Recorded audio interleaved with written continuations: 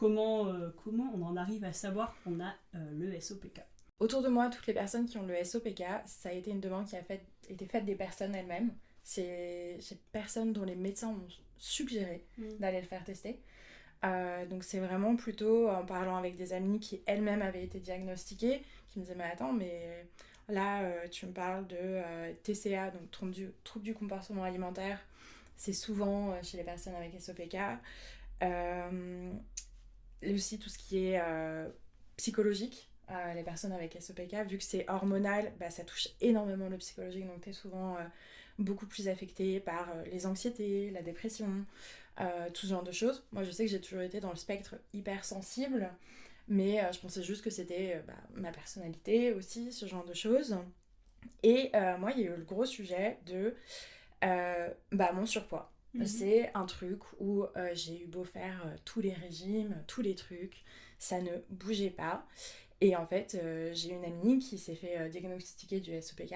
Elle, c'est le genre de personne qui a vraiment foncé tête baissée dans les recherches. Et elle m'a parlé de la résistance à l'insuline.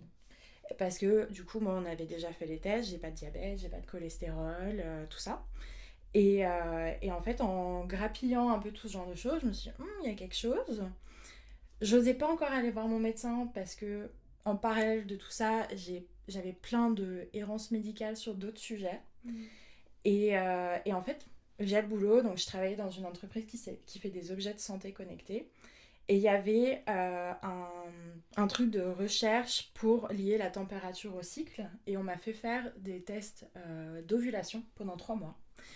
Et on s'est rendu compte que je n'avais pas d'ovulation. Ah oui. En fait. Du tout. Du tout. Wow. Donc le moment où c'est ça, t'as 28 ans, tu dis attends, donc je me tape des règles hardcore et en plus c'est pour que ça ne fonctionne pas derrière. La double peine pour rien. Exactement. Vraiment, super. Et donc du coup, je suis allée voir mon médecin, je lui ai dit bon bah voilà, moi ça fait plusieurs années où mes règles c'est de pire en pire.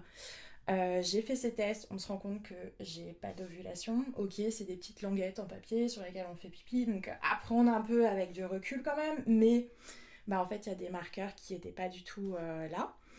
Et avec tous ces éléments, elle m'a envoyé du coup faire les tests. Faut savoir que pour le SOPK, faut avoir 2 tests sur 3 positifs. T'as pas juste un seul examen qui va te le valider.